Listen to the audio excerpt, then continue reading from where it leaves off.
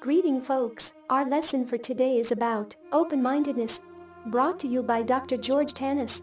We often find ourselves labeling someone as an open-minded person or a closed-minded person. And there is a huge difference between the two. If you are a part of a dynamic group of open-minded people, you are experiencing life to the fullest. Every day opens doors to new possibilities, every day brings new experiences, and every day renders an opportunity to grow.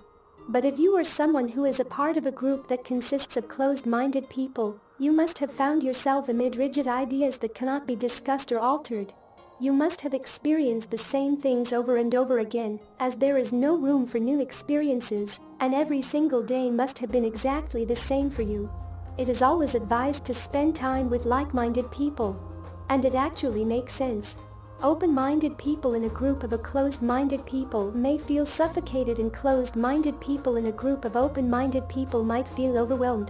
When a change is introduced, good or bad, closed-minded people find many ways to complain and resist, while under similar circumstances, open-minded people embrace the situation.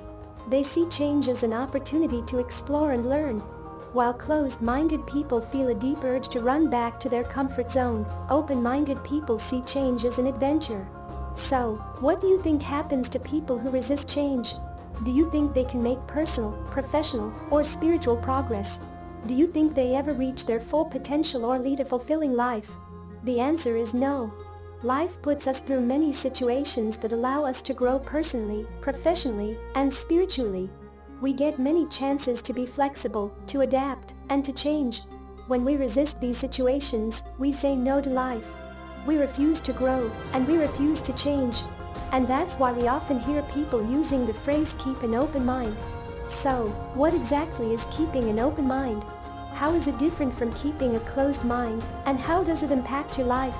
The key difference between open-minded and closed-minded people is that of acceptance. Acceptance of change, differences, and varying opinions. Just by keeping an open mind, people alter their approach, improve their current state, they invite new possibilities, and are capable of changing their perspective. No 2 days are the same, since open-minded people are always learning, growing, and looking for new ways and new ideas to improve their lives. Benefits of keeping an open mind. How would you feel if while having a conversation, one person kept shutting you down, continued to make statements, and dismissed your ideas? We bet you'd feel pretty bad and exhausted. Well, these are a few signs of closed-minded people. Closed-minded people often prefer staying within their locus. It's because they are too rigid to accept new ideas and perspectives. They are often afraid of leaving their comfort zone. Situations are often either completely black or completely white for them. They are either right or wrong. There is no middle ground. As a result, closed-minded people prefer shutting others down and are dismissive of new ideas. They don't even give these ideas a chance. They believe they are always right and frequently have a set of reasons to justify their theories. Instead of having a discussion, closed-minded people often get into disagreements.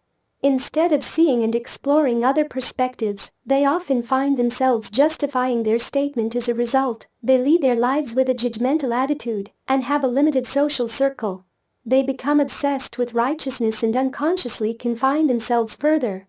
They find it extremely hard to get along with people who have different views toward anything. In the case of open-minded people, they embrace diversity.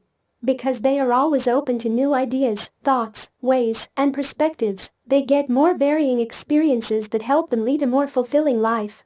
Though open-minded people have their own set of opinions, unlike closed-minded people, they are always aware that there could be other or better opinions.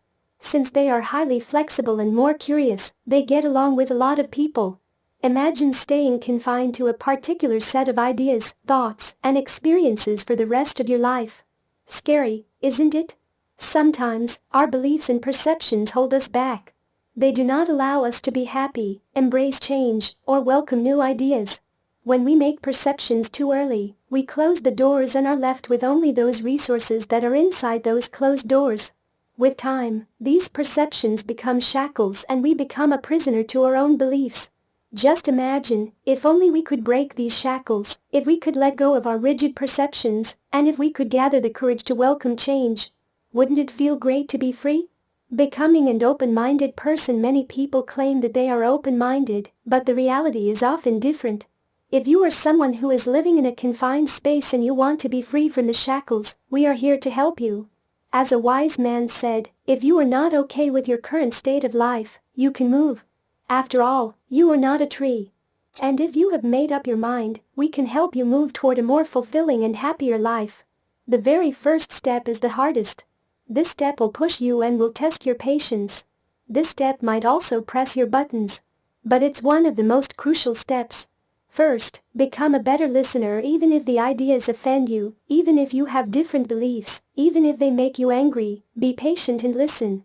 The key to being open-minded is to not be dismissive of new ideas. We all can disagree with each other and still live with each other.